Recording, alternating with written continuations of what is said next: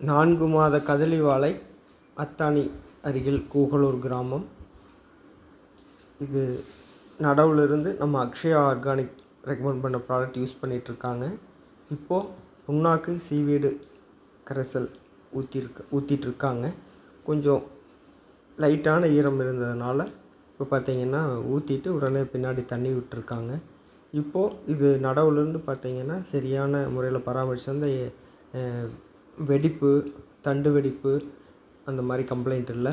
நல்ல ஆரோக்கியமான வளர்ச்சி. தண்ணி பாய்ஞ்சிட்டு ஊற்றி விட்டுட்டு இப்போ தண்ணி எடுத்து விட்டுருக்காங்க. தண்ணி பின்னாடியே போயிடுது. ஏன்னா சரியான ஈரம் இருக்கும்போது தான் வேருக்கு பரவி கொடுக்கும். ஈரம் இல்லாமல் இருக்கும்போது வெறும் மண் குடிச்சிடும் அப்படிங்கிறதுக்காக லைட்டான ஈரம் இருந்ததில் ஊற்றி விட்டுட்டு இப்போது தண்ணி பாய்ச்சிட்ருக்காங்க. இப்போ கதலி வாழை பொறுத்த வரைக்கும் வரக்கூடிய முக்கியமான ப்ராப்ளம் தண்டு வெடிப்பு.